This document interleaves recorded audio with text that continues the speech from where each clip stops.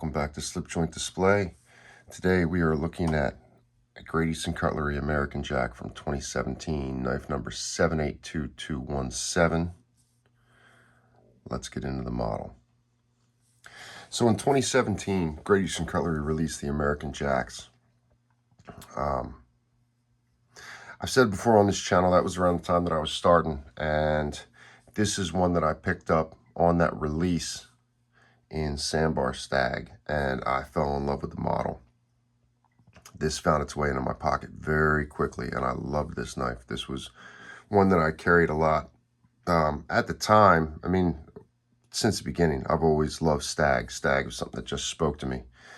It's a natural material that has all the character in the world, and you know, it's like bone. I mean, Stag or bone, you know, these are materials that are natural and they grow on an animal, and there's just something special about them.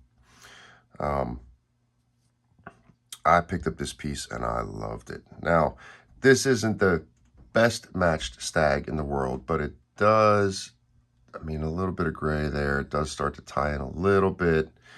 I like the character on this. The two sides are decently matched, a little bit of a swell here, but that's the kind of thing you get with Stag. I mean, that's par for the course. You can see a little bit of green coming out here in the Stag. So that green in Stag, when you get that, that's a result of Stag naturally having small amounts of copper in it. And it's a patina called verdigris.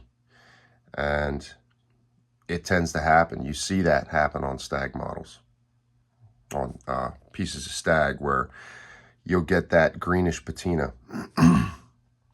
Oftentimes it's near pins or, you know, back springs or that kind of thing. This was a great piece. I really love this. Now, and the other thing about the American Jacks was the action. You know, these 78s had really great action on them. This is Northfield trim, so you're talking about a spear point with a long pole, fluted bolsters, that kind of territory. This for me is just, I mean, the 2017 78s were just a pocket knife that made sense. They were just done so well. And a single blade Stag 78 is just a thing of beauty. I really dig this spear point. Just the dimensions of it, the length versus the width. You can see the patina on this is heavy. This guy's had a lot of pocket time. I think I had another Stag 78 that I sold to a fella. He was a sharpener, and he didn't have any GECs. He wasn't having luck on drops. This was later, and I wasn't in love with the Stag on it. I think the blade was off center. You can see this one is a strike down the middle, but on this one it wasn't centered. I didn't love the Stag, and I wanted to do him a solid. I think I sold it to him for $100, which is crazy because now these days, if you have a single blade Stag American Jack, I mean, these things on the secondary market go for quite a price. I mean, if you're talking about even on the exchange, you know, with a reasonable seller, you're talking about a couple $100, $300 probably at least, if you can find one. If you go playing around on eBay, you're probably talking $500, $600. So the idea that I said to this fella, hey, I'll sell you a Stag single blade 78 for $100 is wild. That wasn't the only single blade 78 that I sold for a really low price. There was another fella, there's another sharpener who didn't have any Great Eastern Cutleries, wanted one, and I sold him a Golden Autumn jig bone for about $100, which I look back on it, I think to myself, man, you're crazy for letting that go. But I was doing him a solid, and I hope he appreciates it. So, this Stag 78, beautiful. I mean, look at that. Look at that stag. It's just gorgeous. The action on these is amazing. Just couldn't ask for more.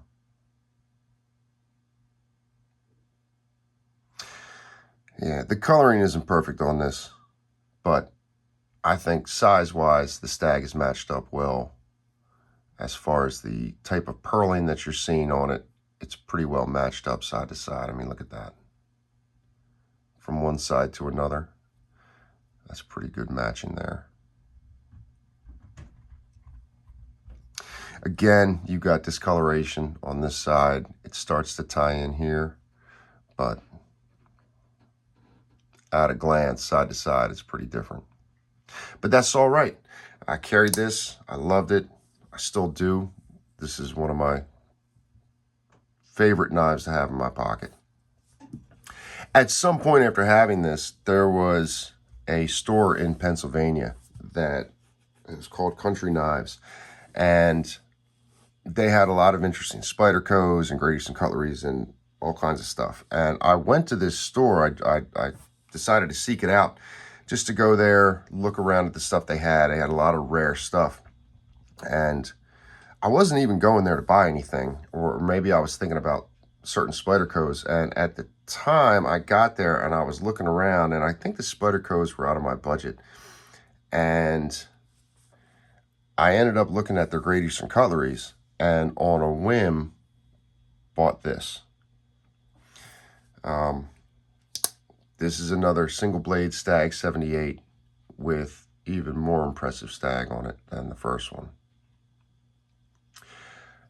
I, at the time, overpaid for this. Around that time, Great Eastern Cutleries would go up for sale, and I mean, I think for this one I paid $85 or $90.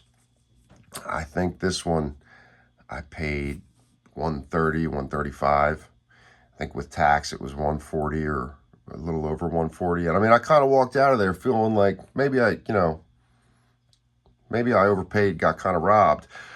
But whatever, I was happy with it, and I came home and, didn't think much of it. Over time, this is, the value of this has only grown in my mind. And this, I mean, look at this stag. This is just gorgeous. Huge worm groove down. This is one of my most valued knives. I mean, as far as what I've got, if I had to boil it down to just a few to carry for the rest of my life, this would absolutely be on the list. This is high on my list when I think about things like retirement knives, and that brings up an interesting debate. I bought this at the time of release. This came later, and I've sharpened this and I've carried it. I've never brought myself to patina the knife, but lately, since I started thinking about things like retirement knives, setting stuff aside for later to make sure that I've got one, this was pretty high on the list. And should it be? Should you set stuff aside to carry for later, or should you just throw it in the pocket and carry it? If you've got two, looking at it saying, I'll save that for later when, these can't be found anymore and getting one would be impossible. Or should you say, to hell with the rainy day, I'm going to carry it now? I don't know. What are your thoughts? I mean, it's reasonable to say in the future there's always going to be more knives. There's always going to be something new. I don't know.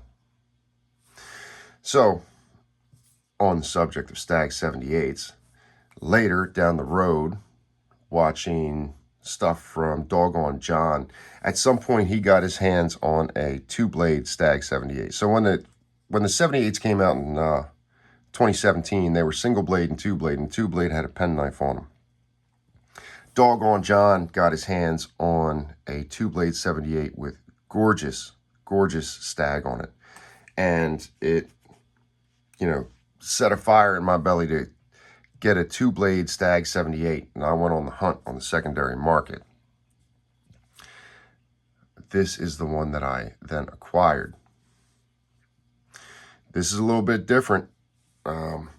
stag wise. This is, but I mean, that comes with the territory of stag. That's the kind of thing you run into. This is a beautiful piece. Now, shortly after I got it, at some point I noticed that the stag from side to side is very different. And this is fairly fat stag. But color-wise, side to side, there's a big difference there. Not in love with it because of that. I mean, and the seller sent me pictures. I just didn't pick up on it. The two-blade Stag 78s, two-blade 78s at all are very much not pinchable. Secondary blade is a pen, a very serious pen, but a pen nonetheless.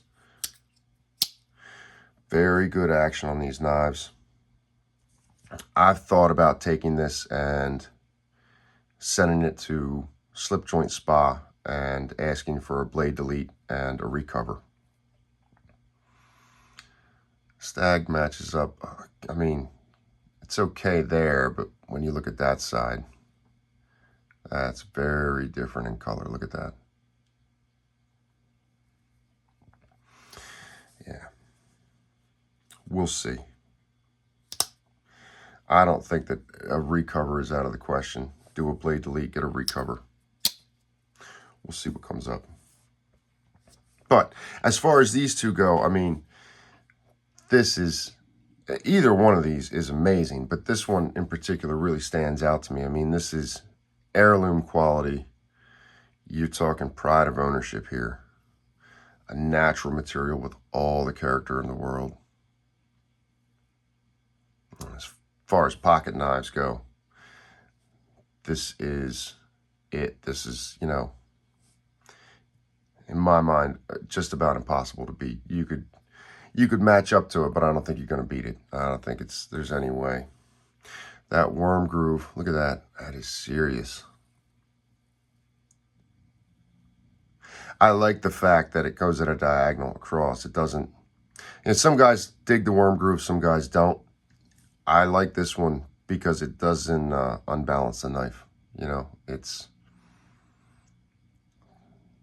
just off center on that pin to just off center on that one. Yeah. But the stag on this is, you know, borderline gnarly. Really impressive stuff. Let's have a look.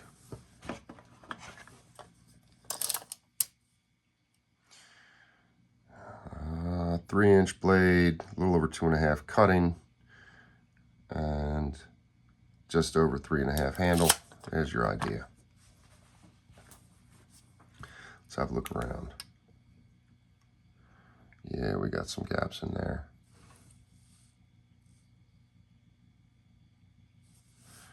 Nothing on the bolster. Some gapping. Those bolsters are tight. Let's look at this one.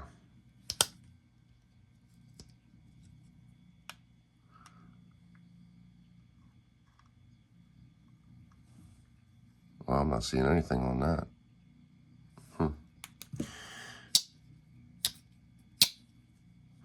Now, of course, on all these, I don't think you can see anything from the outside.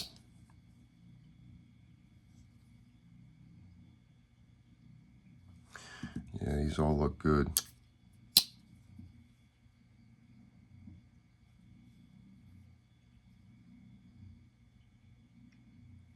Hey, look at that.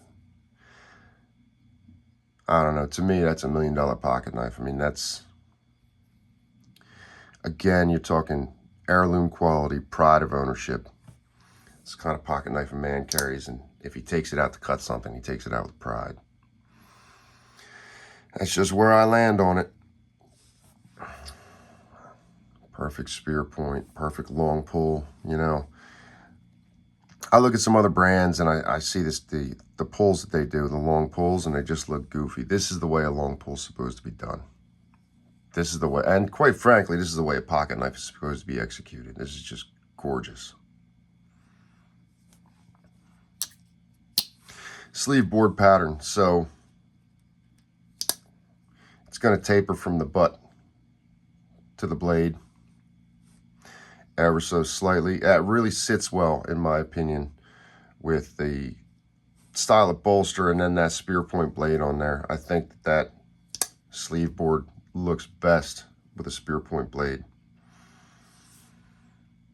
Again, it's all subjective, but that's just where I land on it. I still love this guy. There's just something about Stag that is out of this world.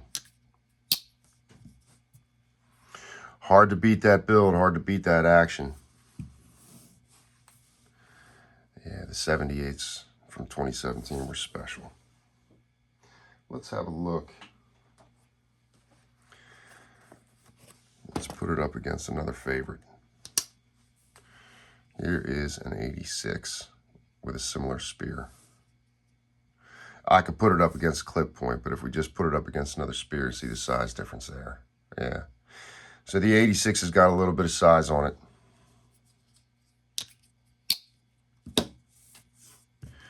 That is what it is.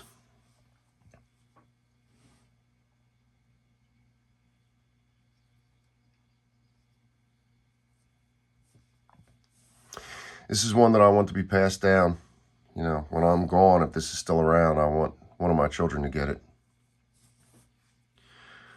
It's always interesting when you got pocket knives like that that are special enough to you that you would want it to go to somebody when you're gone. That's where this lands. I mean, quite frankly, this too. But, you know, this one really stands out.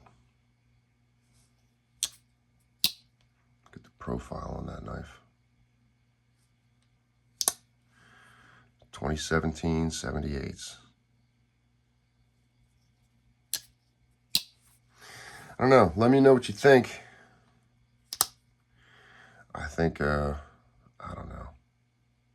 A recover might be the right way to go on this. Do you have any 2017 78s? Is this something you've chased? Something you let go of? Something you regret?